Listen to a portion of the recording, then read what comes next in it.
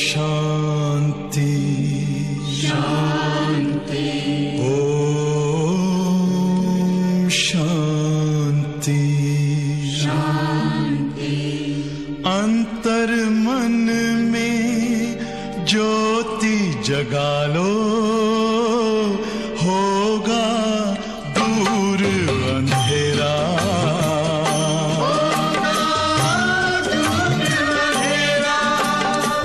शिव का कर लो ध्यान, आ रहा पावन पुण्य सवेरा।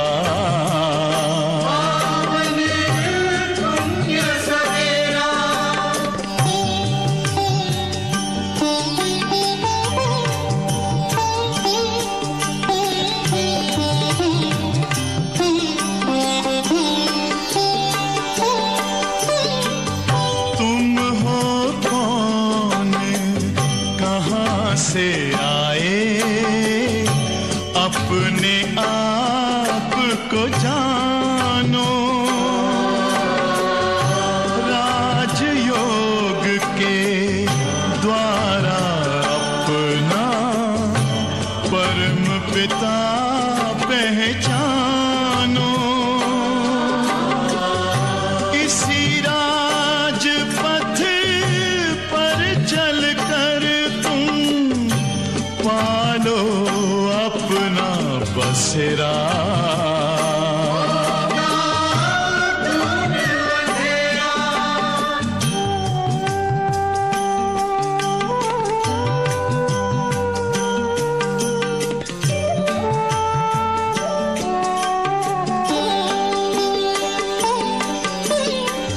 तुम हो आत्मा तन से न्यारे, परमात्मा को प्यारे।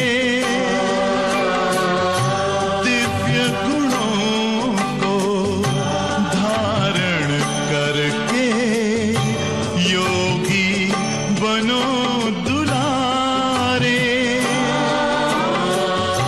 ज्योति बिंदु ही तोड़ेगा ये माया मोह का घेरा।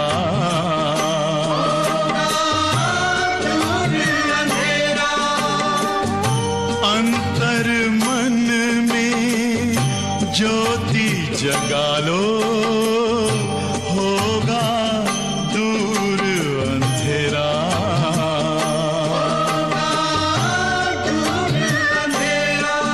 ओम शांति ओम शांति ओम शांति।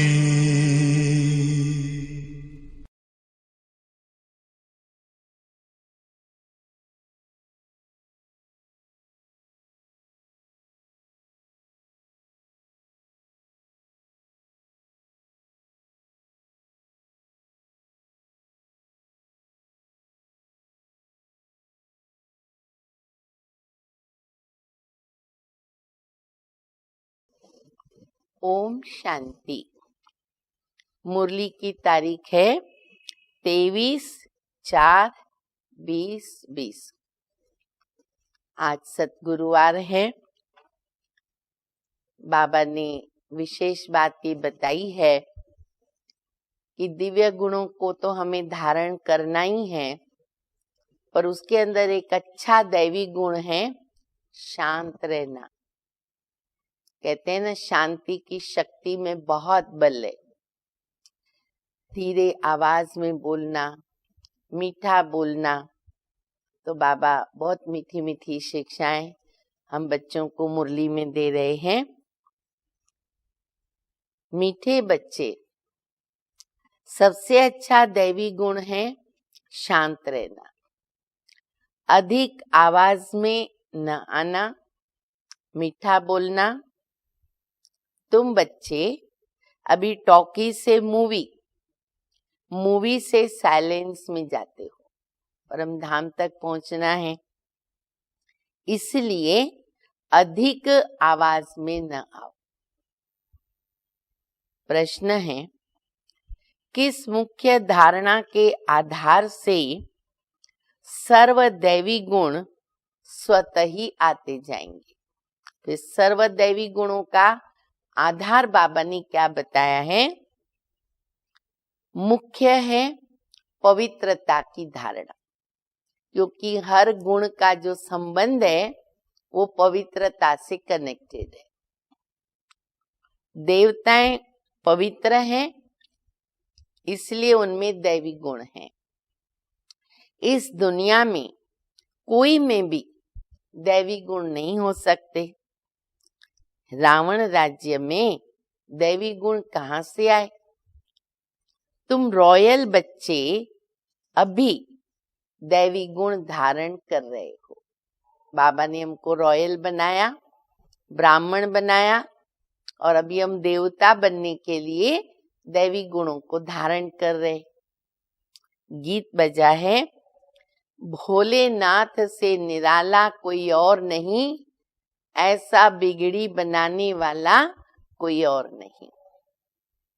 ओम शांति।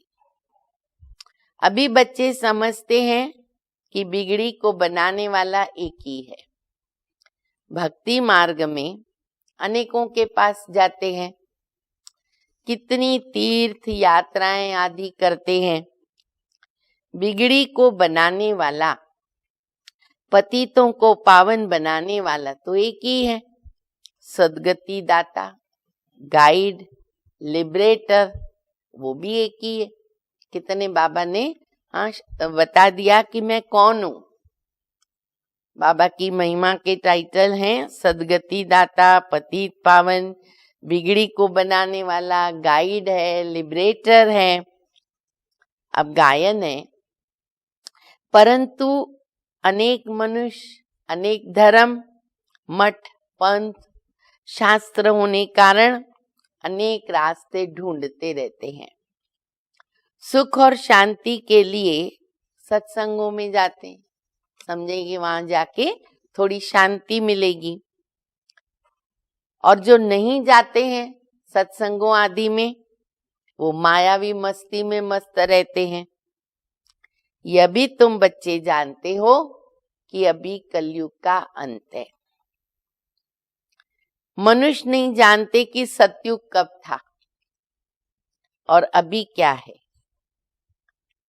ये तो कोई बच्चा भी समझ सकता है। नई दुनिया में सुख, पुरानी दुनिया में जरूर दुखी होगा।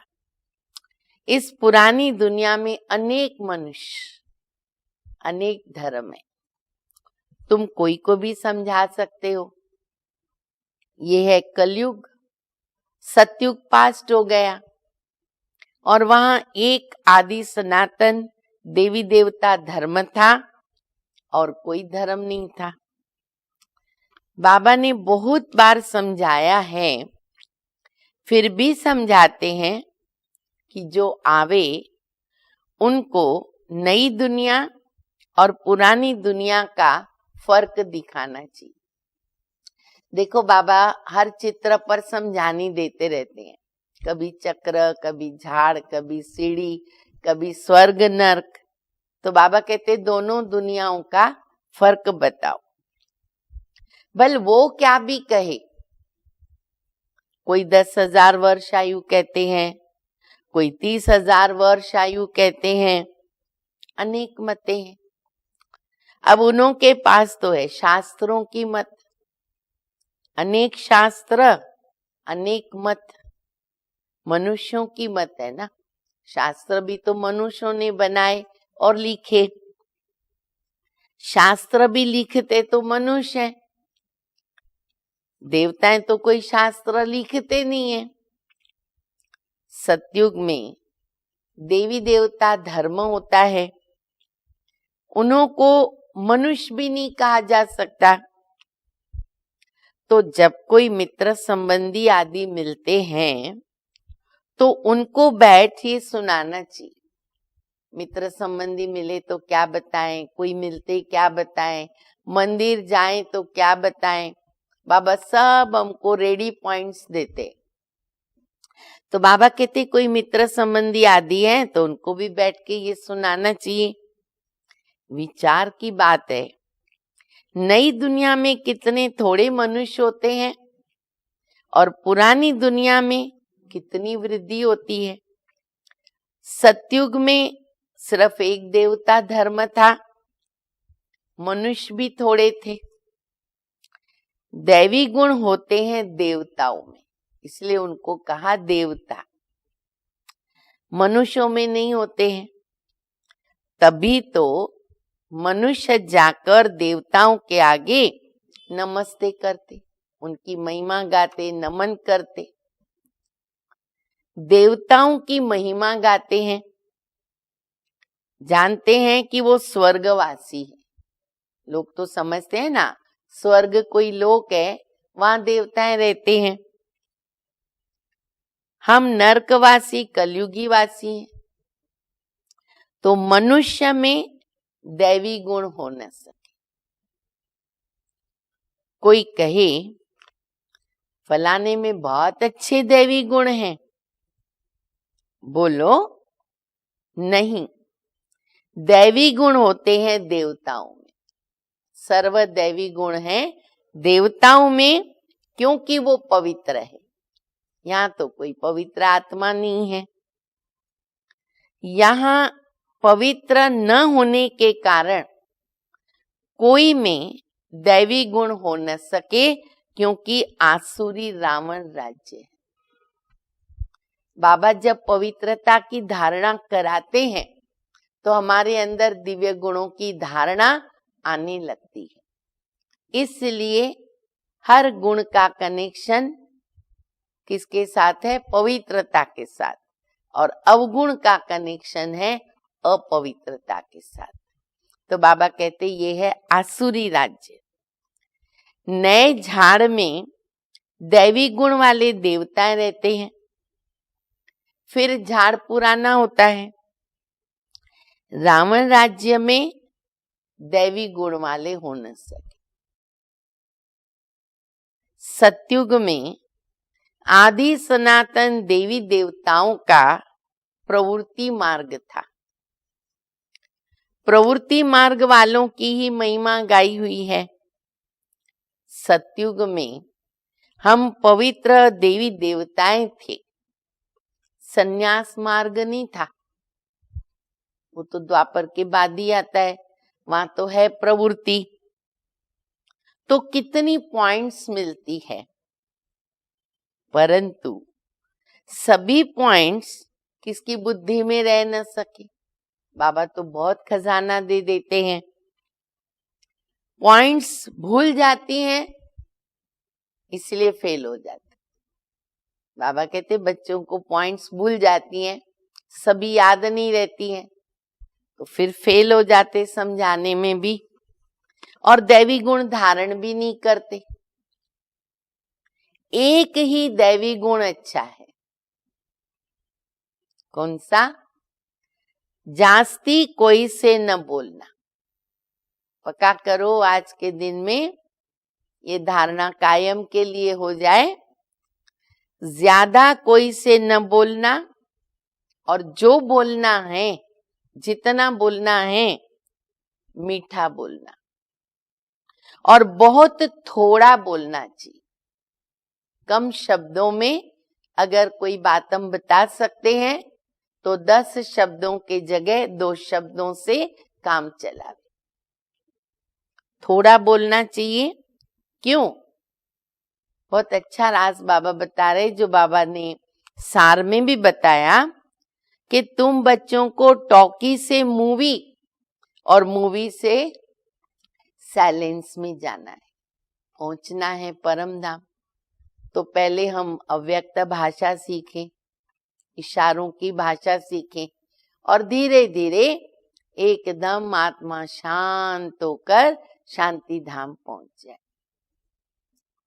तो टॉकी को बहुत कम करना चाहिए, अंतर्मुख रहे, धीरे बोले, कम बोले, मीठा बोले। जो बहुत थोड़ा धीरे से बोलते हैं तो समझते हैं कि ये रॉयल घर का है। आज भी कलयुग के अंत में बड़े बड़े घर, बड़े बड़े रॉयल लोग जो होते हैं, अधिकतर देखा जाता है वो धीरे बोलते, कम बोलते हैं। तो बाबा कहते मुख से सदैव रत्न निकले। सन्यासी अथवा कोई भी हो तो उनको नई दुनिया पुरानी दुनिया का कंट्रास्ट बताना चाहिए। सतयुग में दैवी गुण वाले देवताएं थे, वो प्रवृत्ति मार्ग था। तुम सन्यासियों का तो धर्म ही अलग है। फिर भी यह तो समझते हो ना कि नई सृष्टि सतो प्रधान और अभी बन गई है तमो प्रधान। आत्मा तमो प्रधान होती है तो शरीर भी तमो प्रधान होता है। इस समय सभी मनुष्य आत्माएं नास्तिक है, इसलिए हंगामे होते। धनी को न जानने के कारण आपस में लड़ते झगड़ते। जो बाबा कहते मीठा बोलो, कम बोलो, धीरे बोलो। तो बाबा कहते हैं कि कैसे दुनिया में लोग नास्तिक बन चुके हैं और इसीलिए कोई धनी धोनी रहा नहीं तो आपस में लड़ते हैं, झगड़ते हैं। रचयिता रचना को जानने से हम बच्चे बनते हैं आस्तिक। सन्यास धर्म वाले तो नई दुनिया कोई नहीं जानते, स्वर्ग में आते ही नहीं है, क्योंकि वो वहां आते नहीं। बाप ने समझाया है अभी सब आत्माएं तमो प्रधान बनी हैं, फिर सभी आत्माओं को सतो प्रधान कौन बनावे? वो तो बाप ही बना सकते हैं। सतो प्रधान दुनिया में थोड़े मनुष्य होते और बाकी सब कहाँ जाएंगे? मुक्ति धाम। ब्रह्म तत्व है जहां हम आत्माएं निवास करती हैं, उनको कहते ब्रह्मांड। बाबा के जो घर हैं, हमारे बाप का घर, मेरा घर, आत्माओं का घर, बहुत सारे नाम है, तो एक नाम है ब्रह्मांड। आत्मा तो अविनाशी है, ये अविनाशी नाटक है जिसमें सभी आत्माओं का पार्ट है। नाटक कब से शुरू हुआ कभी कोई बता न सके, अनादि ड्रामा है। बाप को सिर्फ पुरानी दुनिया को नई आकर के बनाना पड़ता है, अनादि है। ऐसे नहीं कि बाप नई सृष्टि रचता है, जब पतित होते हैं तब पुकारते हैं। सतयुग में तो कोई नहीं पुकारता, है ही पावन दुनिया। रावण पतित बनाता है, परम पिता परमात्मा आकर पावन बनाते हैं। तो आधा आधा जरूर कहेंगे, बाबा कंट्रास्ट बता रहे ना, तो आधा आधा जरूर कहेंगे। ब्रह्मा का दिन, ब्रह्मा की रात आधा आधा है। ज्ञान से दिन होता है, वहां अज्ञान तो है ही नहीं। भक्ति मार्ग को अंधियारा मार्ग कहा जाता है। देवताएं पुनर्जन्म लेते लेते फिर अंधियारे में आते हैं, इसलिए इस सीढ़ी में दिखाया है मनुष्य कैसे सतो रजो तमो में आते हैं। अभी सब की जर्जड़ी भूत अवस्था है। बाप आते हैं ट्रांसफर करने, अर्थात मनुष्य को देवता बनाने। जब देवता थे तो आसुरी गुण वाले मनुष्य नहीं थे सतयुग में, और यहाँ आसुरी गुण वाले मनुष्य हैं तो देवता नहीं है। तो बाबा कहते हैं तभी वो मनुष्य नहीं थे। अभी इन आसुरी गुण वालों को दैवी गुण वाला बनावे कौन? अभी तो अनेक धर्म है, अनेक मनुष्य है, लड़ते झगड़ते रहते हैं। सतयुग में एक धर्म है तो दुख की बात ही नहीं है। शास्त्रों में तो बहुत दंत कथाएं हैं जो जन्म जन्मांतर पढ़ते आए हैं।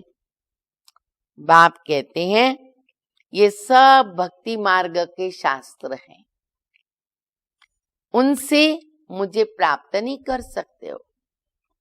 मुझे तो स्वयं एक बार आकर सबकी सद्गति करनी है। ऐसे तो कोई वापस जा नहीं सकता, पतित है वापस जा नहीं सकता। बहुत धैर्य से बैठकर समझाना चाहिए ताकि हंगामा भी न हो।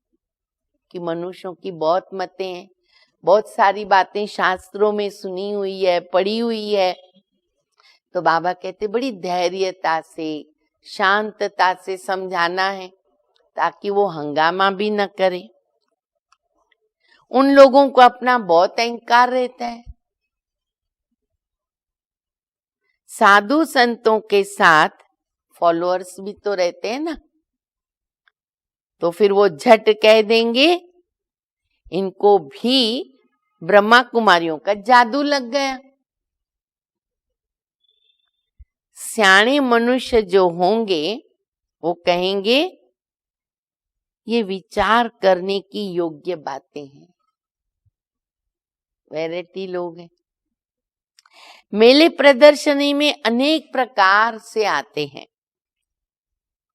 प्रदर्शनी आदि में कोई भी आवे, बाबा शिक्षा देके सिखा रहे हैं, कोई भी आवे बड़े धैर्यता से समझाना चाहिए।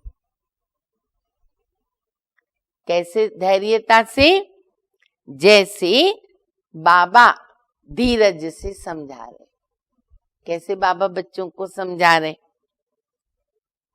फिर बाबा कहते हैं बहुत जोर से नहीं बोलना चाहिए। कईयों को आदत होती है क्योंकि आवाज भी जोर से होते हैं, नेचुरल होते हैं, उसको भी हमें बदलना है। तो बाबा कहते बहुत जोर से नहीं बोलना चाहिए। प्रदर्शनी में तो बहुत इकट्ठे हो जाते हैं ना, फिर कह देना चाहिए आप कुछ टाइम देकर एकांत में आकर समझेंगे ना तो आपको रचता रचना का राज बताएंगे। अनेक प्रकार के लोग इकट्ठे होते। रचना के आद मध्यंत का ज्ञान रचयिता बाप ही समझाते हैं, बाकी तो सब नेति नेति करते आए। कोई भी मनुष्य ऊपर तो जा न सके। ज्ञान से सद्गति हो जाती है, फिर ज्ञान की भी दरकार नहीं रहती है। ये नॉलेज सिवाय बाप के कोई समझा न सके, किसी के पास नहीं है। समझाने वाला कोई बुजुर्ग होगा तो मनुष्य समझेंगे कि यह भी अनुभवी है। बुजुर्ग समझाए या दूसरे कोई समझाते तो धैर्यता से समझाएं, मीठा शांत, बहुत अच्छी तरह बाबा कहते हैं ऐसे रॉयल्टी से समझाना है। तो बुजुर्ग होगा तो मनुष्य समझेंगे ये भी अनुभवी है, जरूर सत्संग आदि किया होगा। कोई बच्चे समझाएंगे तो कहेंगे ये क्या जाने। समझो साधु संत आदि आते हैं, अब कोई छोटे समझाते हैं तो उनको तो अपना अभिमान होता है ना, तो सोचेंगे ये छोटे हमको क्या समझाएंगे। अनुभवी समझाते, कोई वृद्ध व्यक्ति है बाबा के बच्चे, तो कहेंगे ये तो अनुभवी है। तो ऐसे ऐसे को बुजुर्गों का असर पड़ता है। वैरायटी लोग वैरायटी रीति बताना पड़े। बाप एक ही बार आकर ये नॉलेज समझाते हैं, तमो प्रधान से सतो प्रधान बनाते हैं। माताएं बैठ उनको समझाएगी, खुश होंगे। बोलो, ज्ञान सागर बाप ने ज्ञान का कलश हम माताओं को दिया है, जो फिर हम औरों को देते हैं। बहुत नम्रता से बोलते रहना है। देखो कितने गुण बाबा ने बता दिए। प्यार से बोलो, शांति से बताओ, धीरे आवाज में बताओ, नम्रता के साथ बताओ, बहुत जरूरी है। शिव ही ज्ञान का सागर है, वही हमको ज्ञान सुनाते। ऐसी नम्रता दिखे, अभिमान बिल्कुल न दिखे। कहते हैं, मैं तुम माताओं के द्वारा मुक्ति, जीवन मुक्ति के गेट खोलता हूं और कोई खोल न सके। हम अभी परमात्मा के द्वारा पढ़ रहे हैं, हमको कोई मनुष्य नहीं पढ़ाता। ज्ञान का सागर एक परम पिता परमात्मा पढ़ाता है। उनको क्या समझाना है, कैसे समझाना है, देखो बाबा कितनी पॉइंट्स भी हमको रेडी देते हैं। तुम सब भक्ति के सागर हो, भक्ति की अथॉरिटी हो, ना कि ज्ञान की। ज्ञान की अथॉरिटी एक मैं ही हूं। महिमा भी एक की करते हैं, वो ऊंचते ऊंचे, हम उनको ही मानते हैं और वो हमको ब्रह्मा तन से पढ़ाते हैं। इसलिए ब्रह्मा कुमार कुमारियां गाए हुए हैं।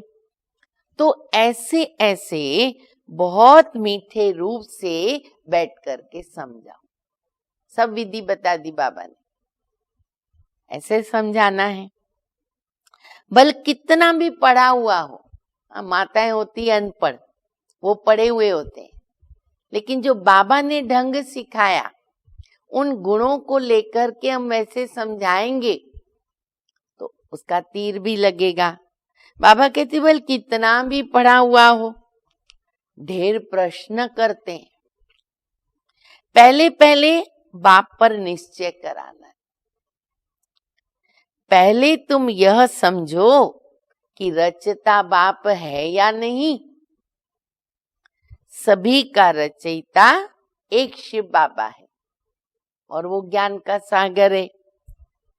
बाप, टीचर, सतगुरु, परमात्मा है हमारा बाप, टीचर, सतगुरु। पहले तो ये निश्चय बुद्धि हो समझने वाला कि रचता बाप ही रचना के आद मध्य अंत का ज्ञान देते हैं, वही हमको समझाते हैं। तो वो तो जरूर राइट ही समझाएंगे। बाप में निश्चय बैठ गया तो आगे ज्ञान में निश्चय बड़ी सरलता से बैठेगा। भगवान समझाते हैं, सही समझाएंगे, फिर कोई प्रश्न उठ नहीं सकेगा।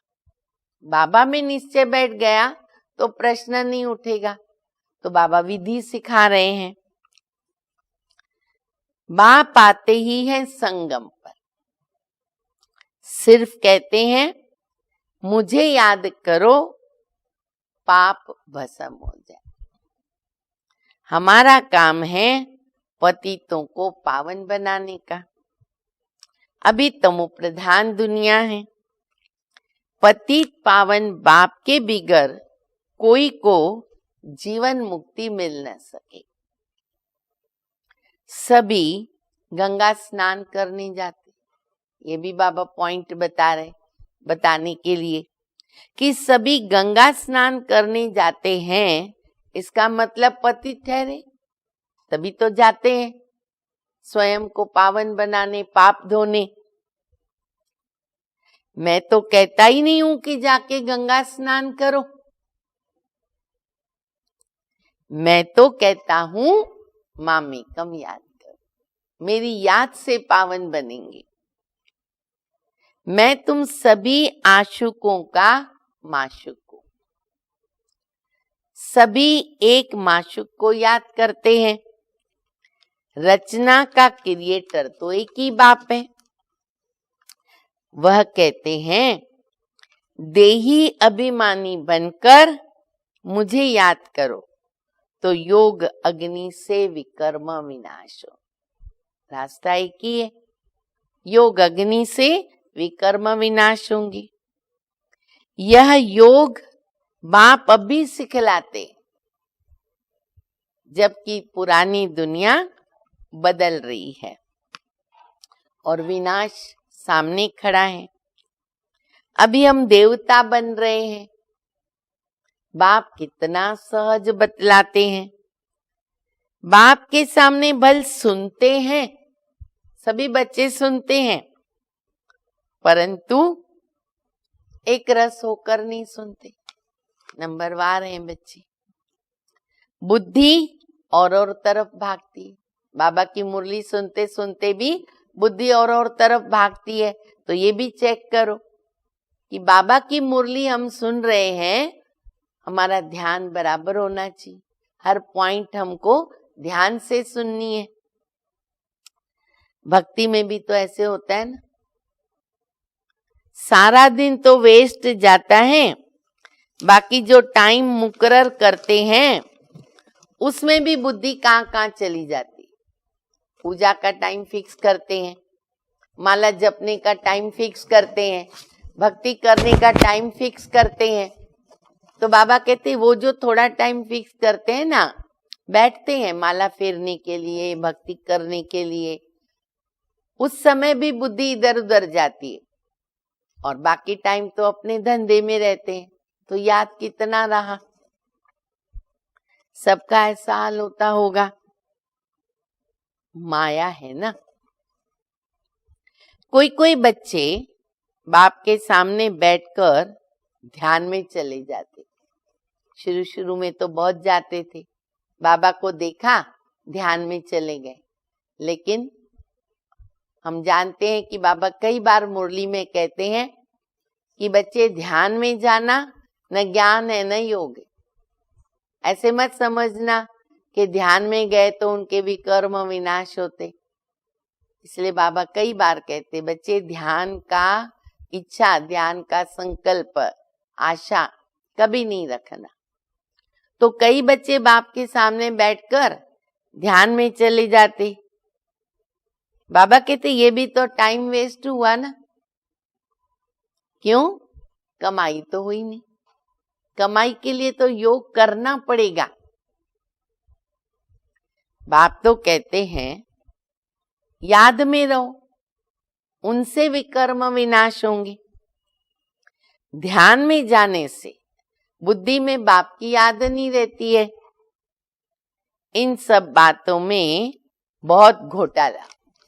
कभी कभी फिर माया की भी प्रविष्टाएं होती रहती है, इसीलिए बाबा कहते हैं इनसे दूर रहो। फिर दूसरी भी बात बाबा सिखाते हैं, कैसे याद में बैठे और क्या नहीं करना चाहिए। तुमको आंखें बंद भी नहीं करनी है। सुनो सब ध्यान से। कई बच्चे बाबा के योग में बैठते हैं, धीरे धीरे आंखें बंद हो जाती है। हमारा कर्म योग है। आंखें खुली, दो आंख हमारी खुली और तीसरी बंद थी, वो भी बाबा ने खोल दी। तो आंखें बंद नहीं करनी है, याद में बैठना है। आंखें खोलने से डरना नहीं चाहिए। नए लोग डर जाते हैं क्योंकि आदत पड़ी हुई है ना भक्ति मार्ग में। आंखें खुली हो और बुद्धि में माशूक की याद।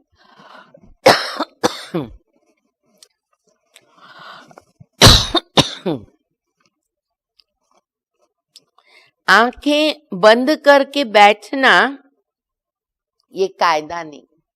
बाबा ने जो राजयोग सिखाया उसमें आंख बंद नहीं करनी, कायदा नहीं। बाबा कहते याद में बैठो। ऐसे थोड़ी कहते बाबा आंख बंद करो। आंखें बंद कर कांध ऐसे नीचे कर बैठेंगे तो बाबा देखेगा कैसे? हम बाबा को देख रहे योग में, बाबा हमको देख रहे। अब हमारा आंख बंद और कांध नीचे हो जाए, बाबा कैसे देखेगा? शक्ति कैसे भरेगा? दृष्टि तो चाहिए ही चाहिए। हमें बाबा को देखना है, जो सामने टीचर बैठती है उनसे दृष्टि लेनी है और आंखें खोल करके बैठना है। आंखें बंद हो जाती है, कुछ दाल में काला। सुना? गड़बड़ गड़बड़, नींद आ जाएगी, आलस्य आ जाएगा। फिर और कोई को भी याद करते होंगे। बाप तो कहते हैं और कोई मित्र संबंधी आदि को अगर तुमने याद किया तो तुम सच्चे आशिक नहीं ठहरे मेरे। सच्चा आशिक बनेंगे तो ऊंच पद पाएंगे। मेहनत है सारी याद में। देहाभिमान में बाप को भूलते हैं, फिर धक्के खाते रहते हैं। बच्चे बहुत मीठा भी बनना चाहिए। देखो रोज बाबा मुरली में बता रहे हो रहे ना सभी मीठे, थोड़ी भी करवाहट हो खत्म कर दो। बहुत मीठा बनना चाहिए, वातावरण भी मीठा, फिर कोई आवाज भी नहीं, आवाज भी न हो, कोई भी आवे तो देखे बात कितनी मीठी करते हैं, प्रभावित हो जाए, कितना मीठा बोलते हैं। बहुत साइलेंस होना चाहिए, कुछ भी लड़ाई झगड़ा नहीं। बाबा के बच्चों को तो शोभता भी नहीं है। नहीं तो अगर बाबा के बनकर हम लड़ाई झगड़ा करते हैं, लूण पानी होते हैं, तो बाबा कहते हैं बाप, टीचर, गुरु तीनों की निंदा कराते। कितना बोझ चढ़ जाएगा। वो फिर पद भी बहुत कम पाएंगे। बच्चों को अब समझ मिली है। बाप कहते हम तुमको पढ़ाते हैं उच्च पद पाने के लिए, पढ़ कर के फिर औरों को पढ़ाना है। खुद भी समझ सकते हैं। हम तो कोई को सुनाते नहीं तो हम क्या पद पाएंगे। जो दूसरों को सुनाते नहीं, सेवा करते नहीं, खुद समझ सकते हैं। अगर हम प्रजा नहीं बनाएंगे तो हम क्या बनेंगे। योग नहीं, ज्ञान नहीं, तो क्या करना पड़ेगा भविष्य में। जरूर पढ़े हुए के आगे भरी ढोनी पड़ेगी, पद कम हो जाएगा। अपने को देखना चाहिए। अगर हम इस समय नापास हुए, कम पद पाया, तो कल्प कल्पांतर हमारा पद कम हो जाएगा। कल्प कल्पांतर की चिंता करें। बाप का काम है समझाना। नहीं समझेंगे अपना पद भ्रष्ट करेंगे। कितना बाबा समझा रहे और बाबा क्या करेंगे। कैसे किसको समझाना चाहिए वो भी बाबा समझाते रहते हैं, एकदम रेडी करके देते। जितना थोड़ा, सुनो, जितना थोड़ा और आहिस्ते बोलेंगे उतना अच्छा है। बाबा सर्विस करने वालों की महिमा भी करते हैं। बहुत अच्छी सर्विस करते तो बाबा के दिल पे चढ़ते। सर्विसेबल बच्चे, योगी बच्चे बाबा के दिल पे चढ़ते हैं। सर्विस से ही तो दिल पे चढ़ेंगे ना। याद की यात्रा भी जरूर चाहिए, तब तो सतो प्रधान बनेंगे। सजा ज्यादा खाएंगे तो पद कम हो जाएगा। पाप भस्म नहीं होते तो बहुत सजा खानी पड़ती है, तो पद कम हो जाता है। उसको घाटा कहा जाएगा, नुकसान। ये भी तो व्यापार है ना। घाटे में नहीं जाना है। उसके लिए क्या करना पड़े, दैवी गुण धारण करो, ऊंच बनना चाहिए। बाबा उन्नति के लिए किस्म किस्म की बातें सुनाते, कितने रास्ते बताते बाबा पुरुषार्थ के लिए। अब जो करेंगे वो पाएंगे। तुमको परिस्तानी बनना है तो गुण भी तो ऐसे धारण करने पड़ेंगे ना। अच्छा, मीठे मीठे सिकिल दे बच्चों प्रति मात पिता बाप दादा का याद प्यार और गुड मॉर्निंग। रूहानी बाप की रूहानी बच्चों को नमस्ते। हम रूहानी बच्चों की रूहानी बाप को, मात पिता बाप दादा को याद प्यार, गुड मॉर्निंग और नमस्ते। धारणा के लिए मुख्य सार है पहला, किसी से भी बहुत नम्रता धीरे से बातचीत करनी है। बोलचाल बहुत मीठा हो, साइलेंस का वातावरण हो, कोई भी आवाज न हो, तब सर्विस में सफलता मिलेगी। दूसरा, सच्चा सच्चा आशिक बनकर एक माशूक को याद करना है। याद में कभी आंखें बंद कर कांध नीचे करके नहीं बैठना है, देही अभिमानी होकर रहना है। वरदान, विशाल बुद्धि द्वारा संगठन की शक्ति को बढ़ाने वाले सफलता स्वरूप भव।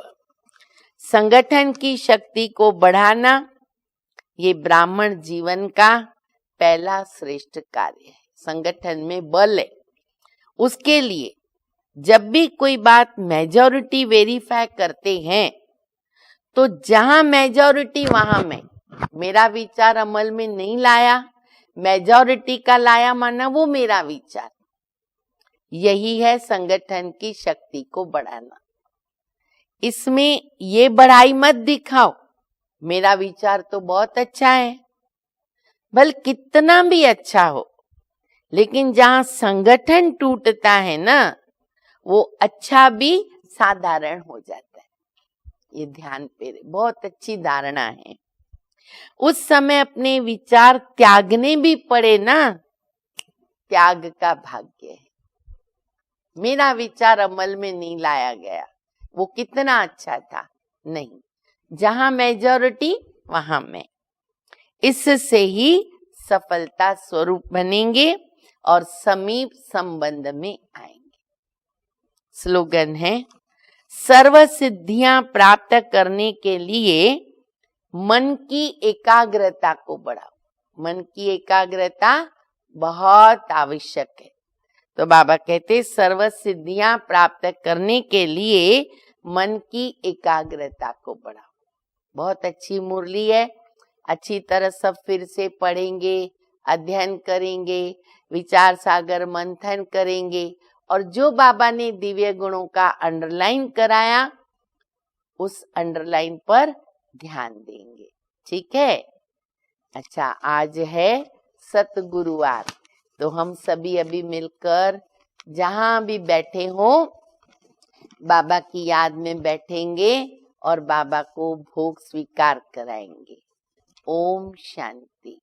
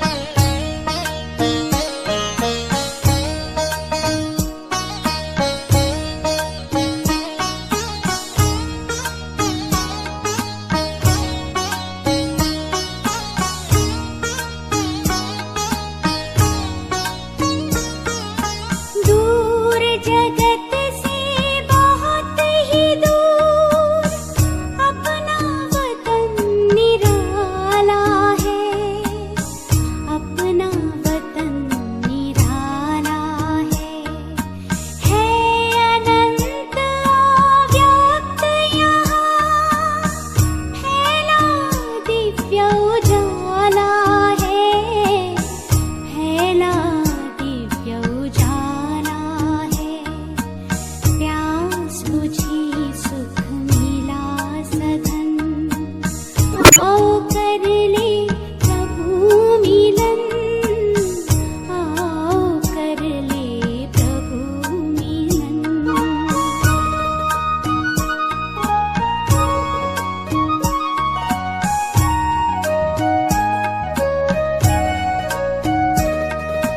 मन ही मन में मुलाकातें हो रही है, मीठी बातें हो रही है, मीठी बातें। परम ज्योति से ज्योति स्नेह भरी ये बरसातें, स्नेह भरी ये बरसातें। बरस रहा है सुख सावन, आओ कर ले प्रभु मिलन, आओ कर ले प्रभु मिलन।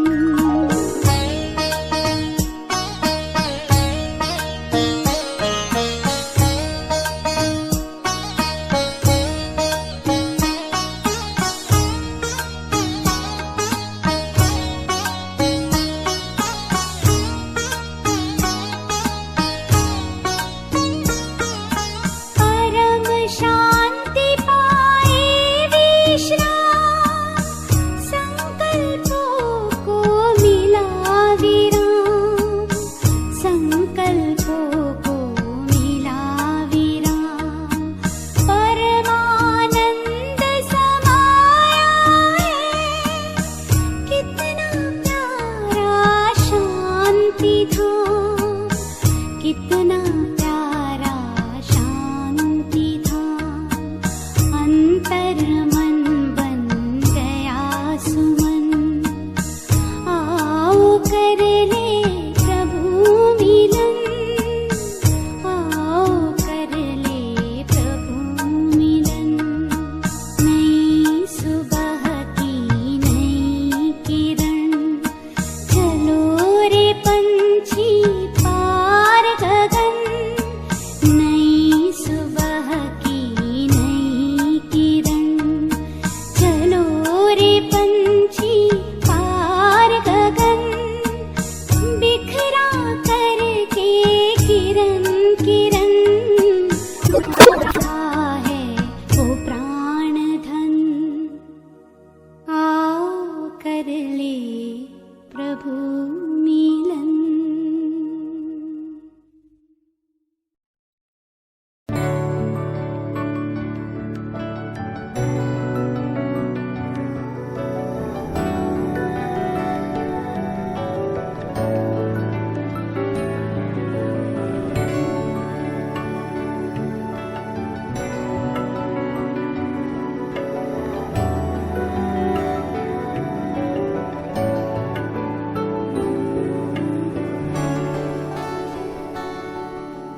धूप में कभी छाँव बनकर, लहरों में कभी नाव बनकर।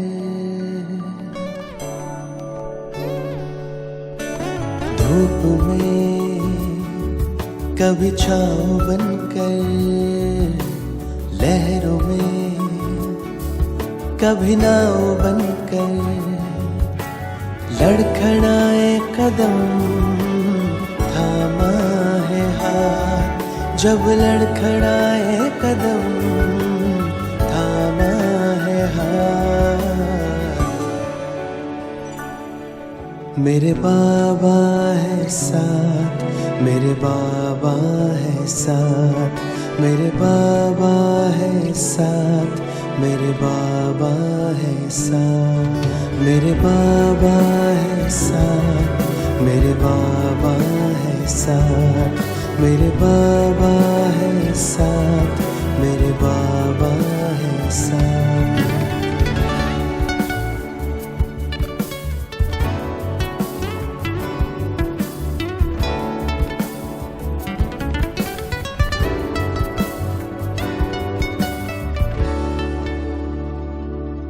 जब भी छाने लगे ये अंधेरा, मेरे संग संग चले जो सवेरा। जब भी छाने लगे ये अंधेरा, मेरे संग संग चले जो सवेरा। हर लम्हा दीप बन के जले, कांटों पे भी मेरे संग संग चले। अब तो लगता है जन्नत बनी हयात। मेरे बाबा है साथ, मेरे बाबा है साथ, मेरे बाबा है साथ, मेरे बाबा है साथ, मेरे बाबा है साथ, मेरे बाबा है साथ, मेरे बाबा है साथ, मेरे बाबा